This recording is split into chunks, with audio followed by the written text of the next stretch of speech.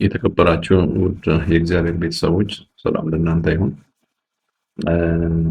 አንድ በዚሁ ሶሻል ሚዲያ ላይ ዞር ዞር ስል አንድ ወንድም ያካፈልን እኔም ለእናንተ ላካፍላችሁ ስላሰብከው ነው እና እስቲ በዙሪያችን በዚህ በክርስትና ህይወት ስንኖር ምን አይነት ፈተናዎች ምን አይነት የህይወት ውጣ ውረድ እንደሚገጥመን በዚህ ዓለምም የሚገጥመንን ውጣ ውረዶች በምን አይነት መልኩ ማለፍ እንዳለብን ምን አይነት ሲስተም መጠቀም እንዳለብን የሚያስረዳና የሚያስገነዝ ግንዛቤን የሚያስጨብጥ ሆኖ ስላገኘሁት ይህንን ቪዲዮ ላካፍላችሁ ስላሰብኩ ነው። የእግዚአብሔር ጸጋ ከኛ ጋር ይሁን፣ ይርዳንም። የእመቤታችን የቅድስት ድንግል ማርያም የንጽሕት እናቱ ረድኤት አይለየን። ቅዱሳን መላእክቶች ምልጃ ጸሎታቸው ከኛ ጋር ይሁን። ሁሉም መርምሩ ነው የሚለው የእግዚአብሔር ቃል።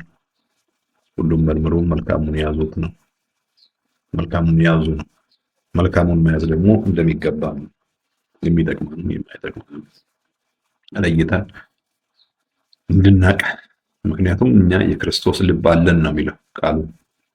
እኛ እናውቃለን፣ እንረዳለን። በክርስቶስ ሁሉን እናውቃለን። ከቃሉ ጋር የምንኖር ከሆነ እኛ የክርስቶስ ልብ አለን። ምን እንደሚጎዳን ምን እንደሚጠቅመን በዚህ ምድራዊ ህይወት የምንጠቀመው የምንጎዳው በምን አይነት ጉዞ ስንጓዝ ነው።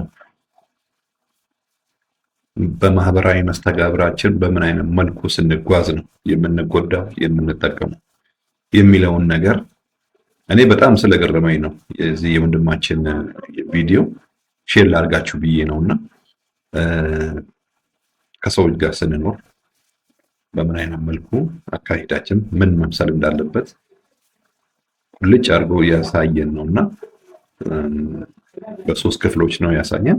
እስቲ የመጀመሪያውን ክፍል እኔ ሼር ላድርጋችሁ። የእሱንም ቻናል ሄዳችሁ እንድትመለከቱ ደስ ይለኛል። አመሰግናለሁ። እንደምን ሰነበታችሁ ውድ ቤተሰቦቼ? አምላክ ይመስገን እኔ በጣም ሰላም ነኝ። ዛሬ የምንነጋገረው ስለ መናፍስት ተጽዕኖ ነው። ስለ መናፍስት ብዙ ጊዜ ለምንድን ነው የማትሰራልን ተብዬ ውስጥ ለውስጥ ተጠይቄያለሁ። ስለ መናፍስት ለምንድን ነው የማትሰራው? ምድርን የሚገለባብጧት መናፍስት ናቸው። እድልን የሚነጥቁ መናፍስት ናቸው። በሰው መካከል ያለውን ከባዱን ጫና የሚፈጥሩት መናፍስት ናቸው ይባላል። ስለ መናፍስት ለምንድን ነው የማትነግረን? በተጨባጭ ምንድን ነው የሚያደርጉት? እንዴት ነው የምንቋቋማቸው? የሚል ጥያቄ ተነስቷል። እኔም ለመስራት ፈቃደኛ ነኝ። ብዙ ጊዜ ይሄን ነገር አስበዋለሁ። ግን ምን መሰላችሁ፣ የኔ ፍላጎት የእግዚአብሔር ቃል ይበልጣል። ከጠላት ይልቅ ወዳጃችን፣ አባታችን፣ የህይወታችን ዋስትና የሆነው እግዚአብሔር ይበልጣል በማለት ነው ብዙ ጊዜ የእግዚአብሔርን ሀሳብ የማነሳው፣ ቅን ነገርን የማነሳው እንዲህ ለወደቀና ለቆሻሻ ነገር ቦታ ስለማልሰጥ ነው። ግን የሚገርመው አንድ የተለየ መረጃ ነው የምነግራችሁ። ስለ መናፍስት ሀሳብ ይዤ ስመጣ ዝም ብሎ ስለ ቡዳ መንፈስ፣ ስለ አይነ ጥላ ምናምን ስንፈተ ወሲብ ስለሚያመጣ ትዳር ስለሚበትን ነገር አይደለም ማወራችሁ። በጣም ጠንካራውን የማንነት ክፍል የያዘውን የመንፈስ አሰራር ዛሬ ልንገራችሁ። ስለ ናርሲሲስት ሰዎች አሁን ብዙ ሰው ስለነሱ ብዙ ተናግሯል፣ አይቻለሁ፣ ተጽፏል፣ ብዙ ጊዜ ኢንተርቪው ተደርጓል። በዛ ጫና ውስጥም የነበሩ ወይም በዛ ወጥመድ ውስጥም የነበሩ ሰዎች ተመልሰው የህይወት ታሪካቸውን ሲናገሩም የሰማሁበትና ያየሁበት አጋጣሚ አለ። ኤክስፐርቶችም በዚህ ዙሪያም በጣም ጥናት ያደረጉ ባለሙያዎችም ደግሞ ትንታኔ ሰጥተዋል። እኛም ሀገር ላይ ቲክቶክ ላይ ዩቲዩብ ላይ ብዙ አይቻለሁ። የሚገርመው ግን ናርሲሲስት ሰዎች የተባለችውን አይነት ብቻ አይደሉም። በሶስት ነው የሚከፈሉት። ሶስት መሪ የሆነ አለቃ አላቸው። የዛን መንፈስ ወይም የነዛን መናፍስት ባህሪ ነው የሚላበሱት። ሶስቱን እኔ በተደጋጋሚ ወይም በተከታታይ አቀርብላችኋለሁ። ዛሬ ግን የናርሲሲስቶች አለቃ ስለሆነችው ዜቦን ስለምትባለዋ መንፈስ እነግራችኋለሁ። ቺ ዜቦን የምትባለዋ መንፈስ በጣም አደገኛ ናት። በነገራችን ላይ መንፈስ ጾታ የለው፣ ሴትም ወንድም አይደለም። በደንብ በግልጽ ማወቅ ያለባችሁ ነገር ግን መንፈስ ካራክተር አለው። ገጸ ባህሪ ያለው የሚገለጽበት። ስለዚህ በሴትም በወንድም ሆኖ ይገለጻል። በጣም ክፉም ሆኖ ይገለጻል። ጻድቅና መልካም ብርሃንም መስሎም ደግሞ ይገለጻል። ብዙ ጊዜ የምንታለለውም ችግር ውስጥ የምንገባውም ከዚህ የተነሳ ነው። አንዳንዴ ምንም የማያምሩ ነገሮች ሁሉ ሻይን እንዲያረጉ አድርጎ ቀይሮ ሁሉም ያታልለናል። ጥሩና መልካሙ የሚጠቅመንን ነገር ደግሞ አጠልሽቶ በጣም ቆሻሻ አድርጎ አሳይቶም ደግሞ አእምሯችንን የሚሰርቅበት መንገድ አለ። በጣም በጣም በጣም በቃ ዘ ሞስት ዲሲፋንስ የሚባለው በጣም እጅግ በጣም አደገኛው በቃ ከሁሉ የሚበልጠው አታላይ የሚባለው ካራክተሮችን መቀያየር ስለሚችል። ስለዚህ ናርሲሲስቶች በሶስት ይከፈላሉ። የመጀመሪያው በምን አይነት ካታጎሪ የሚከፈሉ ወይም ደግሞ በየትኛው መልክ የሚገለጹ ናቸው ሲባል ይቺ ዜቦን የምትባለዋ አደገኛ ሴት መንፈስ የምትመራቸው በጥላቻና በራስ መውደድ ነው የሚገለጹት። ጥላቻቸው ልነግራቸው አልችልም። ምንም ቃላት የለውም። ጥልቀቱ ስፋቱ ምንም ወደር የለው። የሰው ልጅ በተፈጥሮ በባህሪው አይደረስበትም ተብሎ ሰፊ ነው አይደል? ከሱ በእጥፍ ደግሞ ዜቦን በምትባለዋ መንፈስ የሚመሩ ሰዎች ጥላቻቸው ወደር የለው። ራሳቸውንም የሚገልጹበት መንገድና ራሳቸውን የሚወዱበትን መንገድ ምንም ቃላት የለውም፣ አቻም የለውም። እነዚህ ሰዎች በጣም አደገኞች ናቸው። ኢትዮጵያ ውስጥ በቁጥር የሚበዙትም እነዚህ ናቸው። ዜቦን በምትባለዋ መንፈስ የሚመሩ ሰዎች አሉ። እቺ ዜቦን የምትባለዋ መንፈስ ደግሞ በጣም አደገኛ ናት። ከ4000 ዓመት በፊት ገረድ ሆና በአማልክቱ ዓለም ውስጥ ታገለግል የነበረች ናት። ከዛ በኋላ በንጉሱ ልጅ ማርገዝ የአማልክቱን ቤተሰብ ተሰናብታ የወጣች ገረድ ባሪያ መንፈስ ናት። ስለዚህ ራስን በመውደድና በጥላቻ በጣም የተካነች ናት።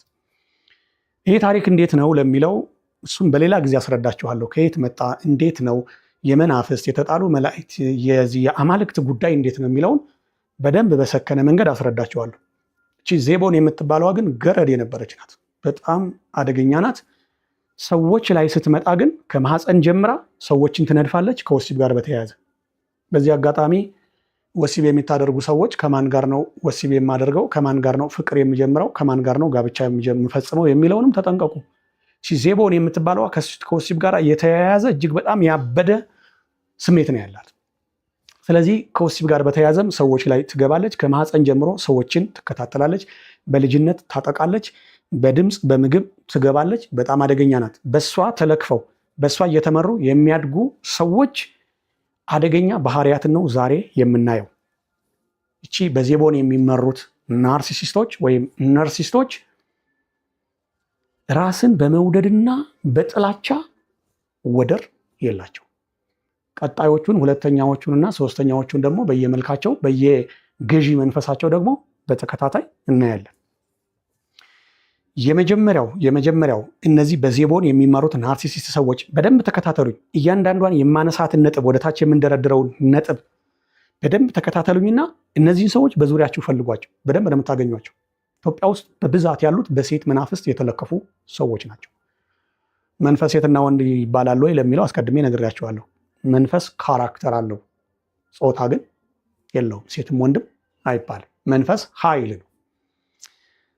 በዚች በዜቦን የሚመሩት ሰዎች እነዚህ ናርሲሲስት ብላችሁ እንዲያቅልላችሁ የምታያቸው ሰዎች ወይም የፐርሰናል ዲስኦርደር አለባቸው ወይም የማንነት ቀውስ ውስጥ ገቡ ብላችሁ ቀለል አድርጋችሁ የምታወሯቸው ሰዎች በጣም ስር የሰደደች አደገኛ በራስ መውደድና በጥላቻ በተካነች ሴት መንፈስ እንደሚመሩ እወቁ። እዚህ ላይ እናስምርበት።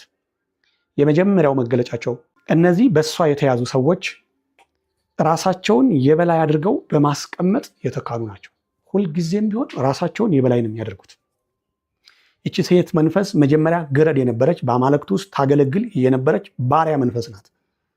አምፃ ስትወጣ ግን ሰዎች ላይ ምን ሆና መቀመጥ ትፈልጋለች? ነግሳ ገዢ ሆና መቀመጥ ትፈልጋለች። የገዥነት ጸጋና የገዥነት መንፈስ የላትም። ስለሌላት ምን ታደርጋለች? ሌሎችን በፍቅር አይደለም የምትገዛው። የእሷን የበታችነትና የሌሎችንም የበላይነት በማክበር አይደለም የምትኖረው። ሁልጊዜ ራሷን ከላይ ነው የምታስቀምጠው። የመጀመሪያ እነዚህ ናርሲስት ሰዎች፣ በእሷ የተለከፉ፣ በእሷ የሚመሩ ሰዎች፣ በእሷ ጨረር ውስጥ የሚንቀሳቀሱ ሰዎች የመጀመሪያው ባህሪያቸው ቁጥር 1 ላይ የምታገኙት ሁሌም ራሳቸውን ከላይ ነው የሚያስቀምጡት። በእድሜ ትልቅ የሆነን ሰው፣ በትምህርት ትልቅ የሆነን ሰው፣ በእውቀት የሚበልጣቸውን ሰው፣ በጸጋ የሚበልጣቸውን ሰው ሁልጊዜም እበልጠዋለሁ ነው የሚሉት። እድሜያቸው ትንሽም ይሁን ትልቅ ትምህርት ይኖራቸውም አይኖራቸው ጸጋ ይኖራቸውም አይኖራቸውም እበልጠዋለሁ ነው የሚሉት። ሲጀመር የመብለጥ ጸጋም የላቸው። ባህሪያቸውም ወራዳና ቅሌታም ነው። ትልቅ ሰውም አይደሉም። በሀብት ደረጃ እንኳን ፋይናንሻሊ በመንጠቅና በማጭበርበር ነው እንጂ በራሳቸው በህጋዊ መንገድ ሰርተው የሚያመጡት የሚጠራቀም ሀብት የላቸውም። በጣም ድሃና ምናኛ ሰዎች ናቸው። ከያዘቻቸው መንፈስ ገዢ ከሆነችው ከዜቦን የተነሳ ግን ሁልጊዜ ራሳቸውን ከላይ ያስቀምጣሉ። ትልቅ ላይ ነው የሚሉት። እጅግ በጣም የሚያስጠላው ባህሪያቸው ይሄ ነው። የመጨረሻውን ስነግራችሁ ግን በጣም ነው የሚገርማችሁ። የእውነቴን ነው የምላችሁ። መጨረሻ ላይ የምነግራችሁ በጣም ነው የምትገረሙት። በምነግራችሁ ነጥቦች ካልተረዳችኋቸው እንደውም መጨረሻ ላይ በምነግራችሁ በቃ እነገሌ ናቸው ወይም ይሄ ሰው እንደዚህ ነው ብላችሁ ሁሉ በግልጽ እንድታውቁት ይረዳችኋል። እሱ መጨረሻ ላይ ልንገራችሁ። የመጀመሪያው ቁጥር 1 ላይ የሚገኘው ባህሪያቸው ሁልጊዜም ራሳቸውን ትልቅ አድርገው ያስቀምጣሉ። ሁልጊዜም ሰዎችን ማንቋሸሽ ነው፣ ሰዎችን መናቅ ነው ስራቸው። የበላይ ነኝ ብለው ነው የሚያስቡት። የሚገርመው ነገር ግን እውቀትም የረባ እውቀት የላቸውም፣ አይዙም። ምክንያቱም ትበት ናቸው አለት። ሁልጊዜ ኮንሰንትሬት አድርገው አይማሩም። ቢማሩም ይተውታል። የተማሩትንም ትምህርት በቅንነት ምን አያደርጉትም፣ አይወስዱትም። ለምን ሲባል መምህሩን እበልጠዋለሁ ብለው ያስባሉ። ስለዚህ መማር አይችሉም። ምክር አይፈልጉም። የሚመክረውን ሰው እበልጠዋለሁ እኔ ጨዋ ነኝ ብለው ያስባሉ። በጣም አደገኛ ነገራቸው ራሳቸውን ከላይ ያስቀምጣሉ።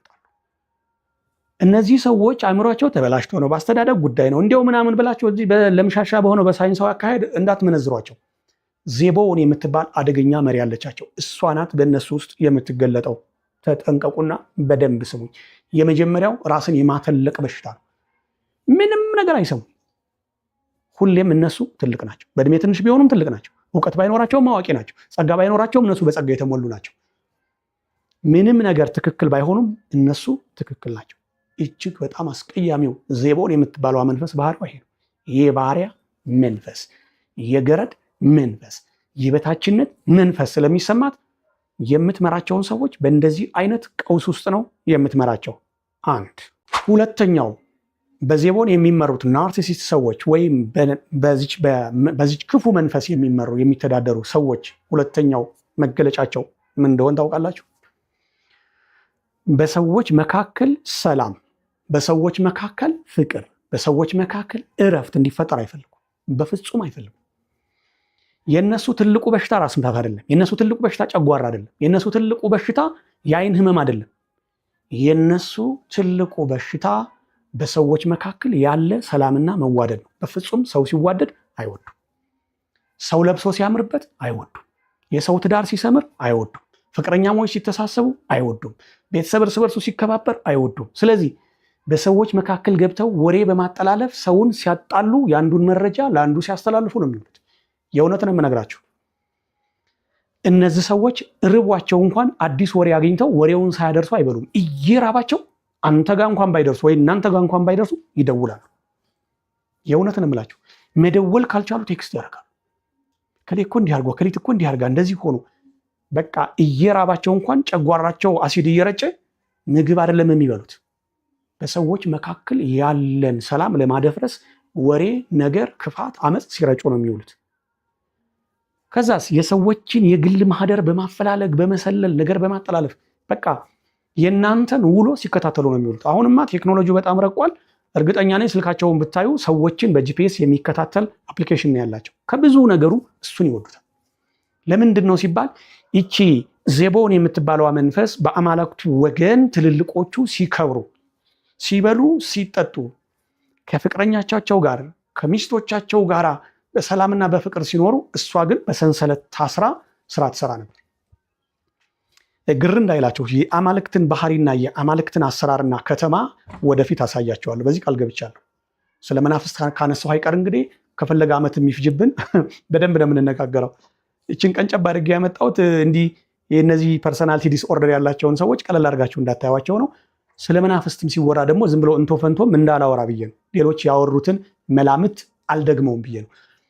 ስለዚህ በአማልክቱ ዘንድ ባሮች በሰንሰለት ታስረው ስራ ነው የሚሰሩት። የሚገርመው የአማልክቱ ስርዓት ነው ወደ ሰዎች ህይወት መጥቶ ተከስቶ ነገስታት፣ ባለሀብቶች፣ እነዚህ ቡርዥዋ ሰዎች ሰዎችን በሰንሰለት አስረው የባሪያ ንግድ የመጣው ትስስሩ በጣም ከባድ ነው። ስለዚህ ዜቦን የምትባለዋ ሁልጊዜ እሷ ከሌላ ጋር ስትደሰት፣ ስትበላ፣ ስትጠጣ አልኖረችም። በእሳት ሰንሰለት ታስራ ስራ ስትሰራ፣ ስትገረፍ፣ ስትናቅ ነው የኖረችው። ከዛ ማዕቀፍ አፈንግጣ ወጣ። ከአማልክቱ ፕሮቴስት አድርጋ ከወጣች በኋላ በራሷ መኖር ስትጀምር ግን የምታሰለጥናቸው ሰዎች ምን አይነት ናቸው? የሰዎችን ሰላም የሚበጠብጡ የግል ማህደር ሲበረብሩ ነው የሚውሉት። ታውቃላችሁ አይደል? ሰራተኛ ወይም ገረድ የእመቤቷን ቀሚስ ስትለካ ነው የምትለው አይደል? በሌለችበት እኮ እመቤቲቱ ገበያ ስትሄድ ወይ ራቅ ያለ እንዲህ አደር ያለ ክብረ በዓል ምናምን ለቅሶ ወይ እንዲህ ሀገራዊ ጉዳይ ላይ እኮ እመቤቲቱ ስትወጣ ታውቃላችሁ አይደል? ገረዷ ወይ ሰራተኛዋ ምንድን ነው የምታደርገው? ባሪያይቱ የእመቤቲቱን ቀሚስ ስትለካ፣ የእመቤቲቱን ካባ ስትለካ፣ ለብሳ ስትሽሞነሞን፣ አንዴ ወንበር ላይ ስትቀመጥ፣ አንዴ ድንጋይ ላይ ስትቀመጥ፣ አንዴ አጥር ስር ስትሄድ፣ እነዚህ እኮ ነው ግቢውን ስትዞር ነው የምትውለው። በቃ ይሄ ከላይ ደግሞ የሚያረጉት አይነት እንትን አለ። የሴቶች ስታስቀምጥ ያው መስተዋት ሲመጣም ደግሞ መስተዋት ላይ ራሷን ስታይ አንዴ ሳሎን፣ አንዴ ጓዳ፣ አንዴ ውጭ ስትዞር ነው የምትውለው። የእመቤቲቱን ጫማ ስትለካ፣ ይሄ የእመቤቲቱን አጠቃላይ መታጠቂያ ጌጦቿን ስትሞክር ነው የምትውለው ባሪያ። ለምን ይመስላችኋል? እሷ ስለሌላት። በተመሳሳይ ዜቦን የሰዎችን ማህደር መበርበር፣ የሰዎችን ገመና፣ የሰዎችን ነውር መፈለግ ትወዳለች። ስለዚህ እነዚህ ናርሲሲስት የሆኑ ሰዎች፣ በዜቦን የሚመሩት ሰዎች ምን አይነት ባህሪ ያላቸው መሰላቸው? በሰዎች መካከል ሰላም አይወዱም። ሰው ለብሶ ሲያምርበት አይወዱም። ሰው ሲደነቅ አይወዱም። ሰው ያውቃል ሲባል አይወዱም። ሰው ሲሾም አይወዱም። ሰው ሰላም ሲሆን አይወዱም። ሰው ቆንጆ ሲሆን አይወዱም። እንደገና ደግሞ ነገሮችን ለማጠላለፍ የሰዎችን የግል ማህደር ሲጎረጉሩ፣ በሰዎች ዙሪያ ሲያጠነጥኑ ነው የሚውሉት። የመማሪያም ጊዜ የላቸውም። የጽሞናም ጊዜ የላቸውም። እንቅልፍም የላቸውም። ትምህርትም ሊማሩ አይችሉም። እረፍትም የላቸውም። በአግባቡም አይበሉም። የሚገርመው ነገር ከፍተኛ የሆነ አካላዊም የጤንነት ቀውስ አለባቸው። በጣም እጅግ በጣም ክፉ ናቸው። የአይን ህመም፣ የልብ ህመም፣ የጨጓራ ህመም፣ የኩላሊት፣ የስንፈተ ወሲብ፣ ለሴቶች የፍሪጂዲቲ የሚባለው በጣም አደገኛ የሆነ ችግር አለባቸው። ለምንድን ነው ሲባል ነፍስ አይቀርላቸውም። የሰውን ማህደርና የሰውን ነውር ሲጎለጉሉ ነው የሚውሉት። ምን ያገኛሉ ሲባል በቃ በዚህ ነው የሚረኩት። ሰው ሲጣላ ነው የሚረኩት። ሰው ሲቆሽሽ፣ ሰው ሲደህይ ነው። ሰው ከስራ ሲባረር፣ ሰው ድሃ ሲሆን፣ ሰው ሲለምን ሲያዩ፣ ሰው ሲያንስ ነው ደስ የሚላቸው። እነዚህ ሰዎች በራሳቸው ልምምድ ያመጡት አይደሉም። ዜቦን ከምትባለዋ አደገኛ ገረድና ጋለሞታ የሆነች መንፈስ የተነሳ ነው። ይሄ ሁለተኛው ባህሪያቸው ነው። ወደ ሶስተኛው እንለፍ። ሶስተኛው ነጥብ ገበያ የሚገበዩትም ንግድ የሚነግዱት ማለት ነው። የትምህርት ደረጃቸውንም የሚያልፉትም ከሰዎች ጋር ጓደኝነትና ህብረት የሚፈጥሩትም ስልጣን የሚያገኙትም ሰዎችን ደካማ ጎናቸውን በመያዝ በዛ በማስፈራራት ሰዎችን በማጋጨት በአቋራጭ ተሹለክልከው ነው የሚያልፉት። በእውቀታቸው ክብራቸውን ጠብቀው በሙያቸው ባላቸው ጨዋነት ባላቸው ጉብዝና ባላቸው ብቃት ንግድም አይነግዱም፣ ትምህርትም ተምረው አያልፉም፣ ስልጣንም አይዙም። የሚገርመው ነገር ደግሞ እንዲህ አይነት ቦታ የሚገኙ እነሱ ናቸው። ስልጣን ላይ በአቋራጭ ይመጣሉ። ንግድ በአቋራጭ ይሳካላቸዋል። ይሄ ሰዎችን በማጥመድ በፍቅር በምን በመደለል ምናምን ነገር በጣም ይሳካላቸዋል። ግን የያዙት ሁሉ ደግሞ የተበላሸ ነው፣ አይቀጥልም። ሰስቴን የሆነ እንትን ሲስተም የላቸው፣ ይቋረጣል። አሁን ገበያውንም ይዘውት በቃ በዛ በማጭበርበር በምን በውሸት ያመጡትም የትምህርት ማስረጃቸውም የውሸት ነው። ብዙ ነገሮቻቸው እንደዛ ናቸው። ስለዚህ የሚይዙት ነገር ሁሉ ቀጥ ብሎ ሰውን የሚጠቅም አይሆንም፣ በጣም ይበላሽባቸዋል። ሶስተኛው ይሄ ነው። ምንም ቦታ ላይ ሲደርሱ ሲያታልሏችሁ፣ ሲቸኩሉ፣ በገበያውም በትዳርም በምንም በኩል በቃ በስልጣንም በየትኛውም ይሄ በአርቱም በስፖርቱም በየትኛውም በኩል ሲሄዱ በሆነ መንገድ አቋርጠው ነው የሆነ ቦታ ይደርሳሉ። ከዛ ግን ቀጣይ የሆነ የሚያስመዘግቡት ውጤት የለም። ቢኖርም የተበላሸ ፋውል የበዛው እጅግ ማታለልና ማጭበርበር የበዛው ነው። ሶስተኛው ይሄ ነው። አራተኛው ዋና መሪ መንፈሳቸው ምንድናቸው? ከዳተኛና ራስ ወዳድ ምቀኛ ናቸው። ይሄ ዋነኛው ባህሪያቸው ነው። መጀመሪያ ላይ ስንጀምር ራስ ወዳድና ምንድናቸው? በጣም ነው ሰውን የሚጠሉት ተባብለናል። በጣም ሰው ይጠላሉ። በጣም ምንድናቸው? ራስ ወዳድ ናቸው። ምክንያቱም ዋና ታይትላቸውም እነዚህ በዜቦን የሚመሩት ራስ መውደድና ጥላቻ። አራተኛው ነጥብ ላይ ስንመጣ በጣም ራስ ወዳድና ምቀኛ ናቸው። ምንም ነገር ሲሆን ከነሱ አልፎ ካልሆነ በስተቀር ሌላ ሰው ሲጠቀም ማየት አይፈልጉም። ሌላ ሰው ተጠቀመ ማለት እነሱ እንደተጎዱ ነው የሚቆጥሩት። ምንም ነገር ጥሩ ነገር መጥቶ ከፍተው አይተውት ካልሆነ በስተቀር ለእናንተ አይሰጡም። መልእክት ላይ አሁን እነሱ የሚላኩ አይደሉም። የሚገርመው ግን ጨዋ መስለው፣ ፈጣን መስለው፣ ጎበዝ መስለው፣ ጠንካራ መስለው ስለሚታዩ አንዳንድ መልእክቶች ላይ ሁሉ በአድራሽነትም በኃላፊነትም ሁሉ ታምነው ይሰጣቸዋል። የሚገርመው ነገር ግን የሚሰጣችሁን ነገር ከፍተው አይተው ነው የሚያሳልፉት። ምክንያቱም የሰውን መረጃም ከመጎርጎር ጋር የተያዘ ባህሪ ስላላቸው አይተው ነው የሚያዩት። ግን በምቀኝነት ነው። የተሻለ ነገር አግኝቷል ወይስ አላገኝም? በጣም ምቀኞች ናቸው። የሚገርመው ነገር የተሰጣችሁን ነገር ሁሉ ቀይረው በሌላ መናኛ ዕቃም ሊሰጧችሁ ሁሉ ይችላሉ። ነገ ይሄ መረጃ ወጥቶ እንገኛለን አንገኝም ጉዳያቸው አይደለም። እነሱ ዛሬ ነው የሚያደርጉት።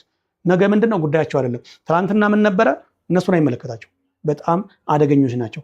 አጥፍቶ ጠፊዎች አብዛኞቹ በዜቦን የሚመሩ ናቸው። ምክንያቱም በጣም ምቀኞች ናቸው። የሰዎችን ሰላም፣ የሀገርን እድገት፣ የህዝቦችን ነፃነት አይፈልጉም። ይሄ የሃይማኖትን ጽኑ የሆነ አገልግሎት በቃ ትልልቅና ጀግና አርበኛም ቅዱሳን ሰዎችን እነዚህ በጣም ጻድቅና ጥበበኛ ሰዎችን አይወዱም። ስለዚህ አጥፍቶ ጠፊዎች ትልልቅ ሰዎችን የሚያጠፉ ይሄ በስለላ ድርጅት ውስጥ ሚሽን የሚወስዱ ሰዎች አብዛኛውን የሚይዙት ወይም ለስለላ ስራ ቀኝ የሚሆኑት በዜቦን የሚመሩ ሰዎች ናቸው። ምክንያቱም ለማጥፋት ወደኋላቸው አይሉም። ለምን? ራስ ወዳድ ናቸው። እነሱ እስከተከፈላቸው ድረስ፣ እነሱ እስከበሉ ድረስ፣ እነሱ እስከጠጡ ድረስ፣ እነሱ እስከተሳካላቸው ድረስ ጉዳያቸው አይደለም። በዛ ላይ ደግሞ ሰው እንዲሳካለት፣ ሰው እንዲደሰት፣ ሰው ሰላም እንዲሆን፣ ሰው ነፃ እንዲወጣ አይፈልጉም። አንድ ሰው ጻድቅም ነው ጥበበኛም ነው የተማረም ነው ኃያልም ነው ተብሎም እንዲነገር አይፈልጉም። ስለዚህ የአንድ ሀገር ህዝብ በአንድ ቀን ቢወድም ራሱ ጉዳያቸው አይደለም። ለምሳሌ የኢትዮጵያ ህዝብ ወደ 145 ሚሊዮን ደረሰ ነው የሚባለው። ግድ የለም 150 200 ሚሊዮን እንሙላ፣ ግን ብቻ ከ130 አልፏል። ይሄ 145ቱም 130 ሚሊዮን ምናልባት 200ም ከገባ 200 ሚሊዮኑም ህዝብ ይለቅ ቢባሉ ችግር የለባቸው። በዚህ ህዝብ ውስጥ እኮ አክስቴ አለች፣ እናቴ አለች፣ አባቴ አለ፣ ወንድሞች፣ ወገኖች። ሰው ስለበሙሉ ልቅ ብሎ ብቻቸውን መቆም ነው የሚፈልጉት። ለምንድን ነው ሲባል ራስ ከመውደዳቸው። አምስተኛው ነጥብ አለፍኩ። አምስተኛው እነዚህ የተሳሳተ መንገድ የሚጓዙት የተበላሸ ማንነት ያላቸው በዜቦን የሚመሩት ሰዎች አምስተኛው መገለጫቸው ከጥቅማቸው ውጪ ምንም ነገር ጉዳያቸው አይደለም። የነሱ ጥቅም ከተጠበቀ ነው እንጂ የሌላው ጉዳያቸው አይደለም። አንዳንድ ጊዜ ሰው ራሱ ባይጠቀምም ሌሎች ቢጠቀሙ ለሌሎች እድል ከሆነ ምን ያደርጋሉ? ያሳልፋሉ፣ ይፈቅዳሉ። ምክንያቱም ሌላው ሲጠቀም እኔም እጠቀማለሁ፣ ምን ችግር አለው? እኔም ደግሞ እድሌን አላጣም። የሌላውን ሰው እናንተ ጋር ጥቅም እንደሚያገኙ እርግጠኛ ከሆኑ ወይ የጎደላቸውን ነገር እውቀት፣ ሀሳብም ይሁን ገንዘብ ወይም ለሚሰሩት ተንኮልና ሴራ አሳላጭ መንገድ እንደሆናችሁ ከተረዱ በእናንተ ላይ መረማመድ እንደሚችሉ እርግጠኛ ከሆኑ በቃ የሚያከብሯችሁ ይመስላሉ፣ የቅርብ ሰው ይመስላሉ፣ ወዳጆቻችሁ ይመስላሉ። ግን አይደለም። ለነሱ የሚታያቸው ጥቅማቸው ብቻ ነው። ከነሱ ጥቅም ውጪ እነሱን ከሚያደላድል ነገር ውጪ ሌላው የድርሻውን ሌላው በተፈጥሮ የተሰጠውን የጸጋውን የራሱን ይውሰድ ይኑር አይሉ። በቃ ሁሌም የሚታያቸው የራሳቸው ጥቅም ነው። ይሄ ደግሞ ዜቦን የምትባለዋ ያለቃቸው ነጸብራቅ ነው። እሷ እንደዚህ ናት። የራሷን ባሪያ አይደለች፣ ገረድ አይደለች። በቃ በሳሰን ሰንሰለት ታስራ ስትረገጥ የኖረች አይደለች፣ በጭቆና ውስጥ የኖረች አይደለች። ስለ ክብር፣ ስለ ሌሎች የጋራ ጥቅም፣ ስለ ሌሎች ሰላም፣ ስለ ሌሎች በህይወት መኖር ጉዳዩ አይደለም። በውስጧም በቀል አለባት። ባጭሩ በቀል አለባት። እሱን ነው የምትፈልገው። በምድር ላይ ያለን ሰው ሁሉ አሳዳ ስትጎዳ ያኔ የተጎዳችበትን ዓለም የምትጎዳ ይመስላታል። የሚገርመው ነገር ደግሞ ከባዱ ይሄ ነው። እቺ ዜቦን የምትባለዋ ሰዎችን እንደዚህ ስትቀጠቅጥና ምድርን ስታበላሽ የኖረችበትን ዓለም የተበቀለች ነው የሚመስላት። ግን አይደለም። የተለያየ ዳይሜንሽን ነው። የአማልክቱ ዓለም ሌላ ቦታ ነው። አማልክት ከተማቸውንም መስመራቸውንም ዘግተው አሁን የሉ። በዘመናት ደግሞ ይነሳሉ። እነሱ ልትጎዳቸዋቸው። ዳፋውን የወሰደው እየተጎዳ ያለው ግን የሰው ልጅ ነው።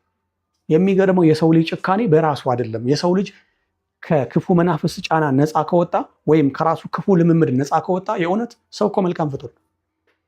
ሰው እንዲጨካኝ አውሬ የሆነው ብቻውን ስላልሆነ ነው። አንደኛዋ ምድርን እየበከለች ያለችው ዜቦን ናት። ሁለቱን በቀጠሮ ነው ያቆየናቸው። ሁለት ደግሞ ሌላ እንደዚህ የዲስኦርደር ተለካፊ የሆኑ ወይም የፐርሰናሊቲ ዲስኦርደር ወይም ደግሞ የማንነት ቀውስ ውስጥ የገቡ ሰዎች ሁለት አይነት ክፍል ደግሞ አስቀምጠናል። በዋናነት ግን በቁጥር የሚበልጡትም እጅግ አደገኛ የሆኑትም ደግሞ ዜቦን በምትባለዋ የሚመሩት ናቸው። በጣም አደገኛ ናቸው። አምስተኛው ነጥብ ላይ ደርሰናል። ምንድናቸው? ከጥቅማቸው ውጪ ምንም ነገር አያደርጉም። ምንም ነገር ሲያደርጉ እንዳታምኗቸው።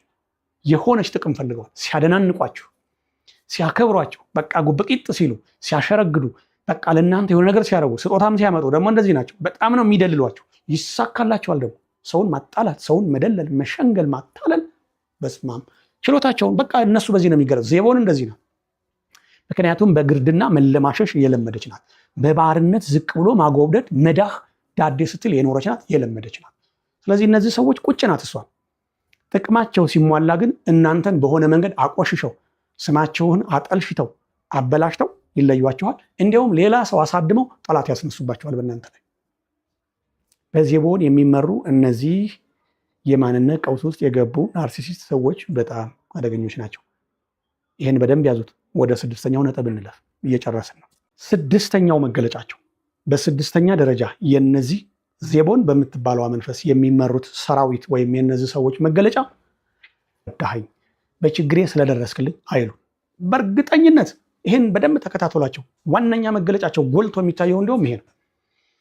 ምንድን ነው የሚያስቡት? ወዲያው ይሄንን ያደረገልኝ የሆነ ሂሳብ ሰርቶ ነው ይላሉ። ሁልጊዜም ተርበው አብልታችኋቸው፣ ተጠምጠው አጠጥታችኋቸው፣ በቃ ተራቁተው አልብሳችኋቸው፣ በችግራቸው ጊዜ ረድታችኋቸው፣ ገንዘብ ሰጥታችኋቸው፣ ካፋችሁ እየነጠቃችሁ አድርጋችሁላቸው፣ ታስረው እስር ቤት ሄዳችሁ ጠይቃችኋቸው፣ መደረግ ያለበትን ሁሉ ዋጋ ከፍላችሁ ከእስር ቤት አስወጥታችኋቸው፣ መጨረሻ ላይ ግን ምንድን ነው የሚሉት?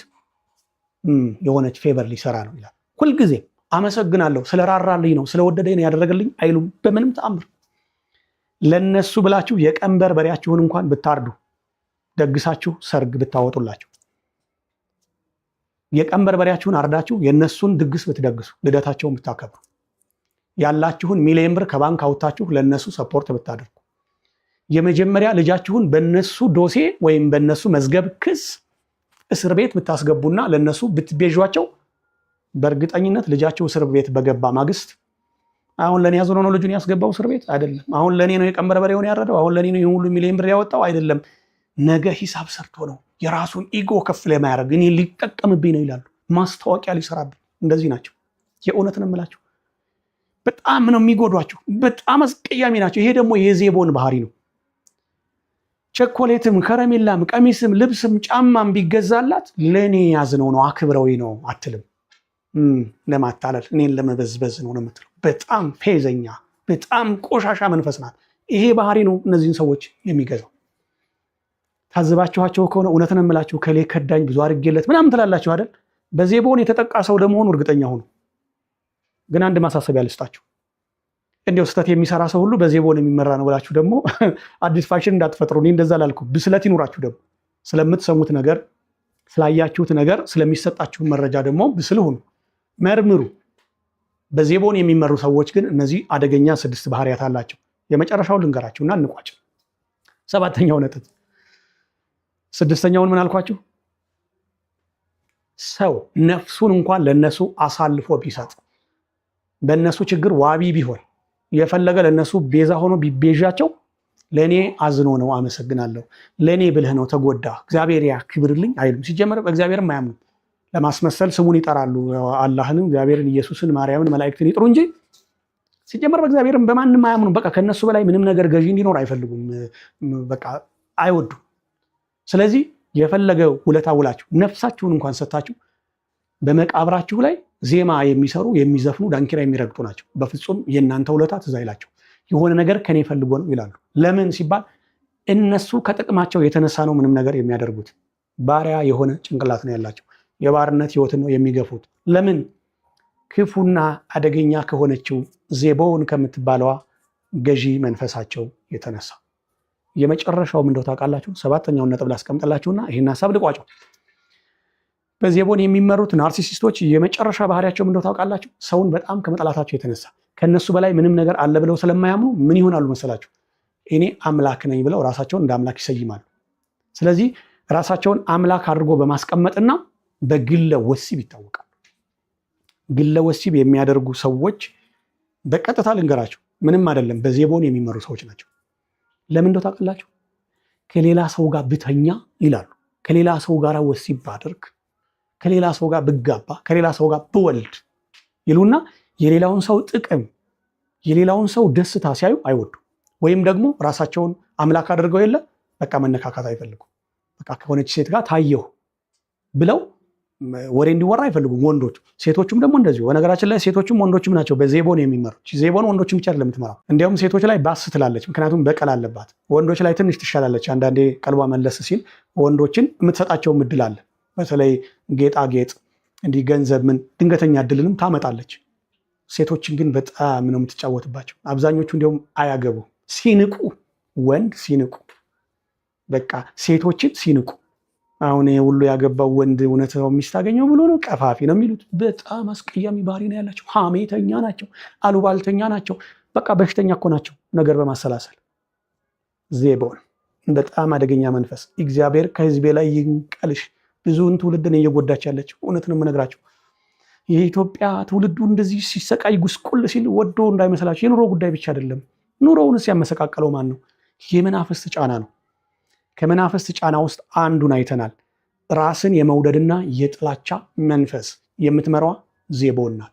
ስለዚህ በዚህ መንገድ የተለከፉ ሰዎች የመጨረሻ ባህሪያቸው እንደታውቃላችሁ ስለ አምላክ ጉዳያቸው አይደለም፣ ግን ያስመስላሉ።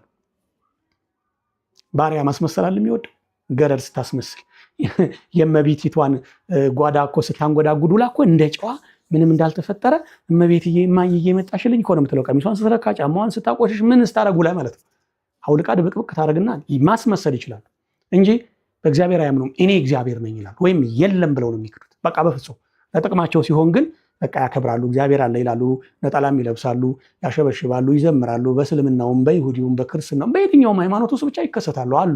ደግሞ ይሆንላቸዋል በማታለል ውስጥ። እንዲያውም በዚህ ዘመን በጣም የሚሸቅጡበት አደገኛ ቦታ ሃይማኖት ነው። ከዛ ፖለቲካ ነው። ከዛ ገበያ ውስጥማ ሚዲያማ መጣላቸው። አሁን በቃ ቁጭ አረጓት ዜቦንን። ወገኖቼ ከዚህ ቆሻሻ መንፈስ እግዚአብሔር ይሰውራችሁ። ልጆቻችሁን ጠብቁ። አንድ ቪዲዮም ሰርቻለሁ። ልጆቻችሁን በጥንቃቄ አሳድጉ፣ በጸሎት አሳድጓቸው፣ በእግዚአብሔር ቃልና መንፈስ አሳድጓቸው። እሱ ይመራቸዋል፣ እሱ ኃይል ይሆናቸዋል ብያችሁ ነበር። ያንን ቪዲዮ ተመለሱና ይዩት። ባለፈው 2017 ዓ.ም እሱን ቪዲዮ ሰርቻለሁ።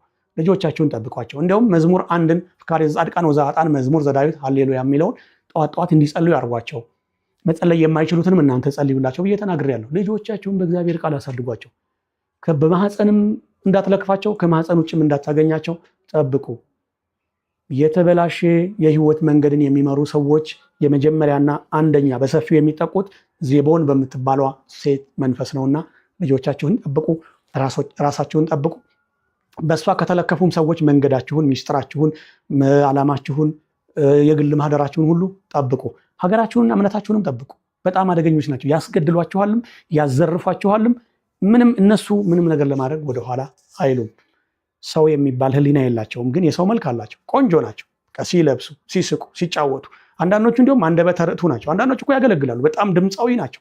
ሲሰብኩ፣ ሲቀድሱ፣ ሲዘምሩ በቃ ምን የሚስረቀረቅ ድምፅ እኮ ያላቸው ናቸው። ሲነግዱ፣ ደስ ሲሉ በቃ አፈቅቤ ናቸው። ግን መርዝ የተቀባ ፍትፍት ናቸው። አደገኞች ናቸው።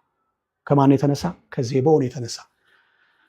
አንቺ ዜቦን ክፉ ገረድ መንፈስ እግዚአብሔር ከህዝቤ ላይ ይንቀልሽ። ለነበረን ጊዜ ደጉ አባታችን የተመሰገነ ይሁን። ደስ ብሎኛል። ቀጣዩን ሁለቱን የመናፍስት አለቆች በሚቀጥለው እናያለን። አመሰግናለሁ። በተወደደ አክብሮት ሰላም ብያለሁ። ደህና ሁኑልኝ።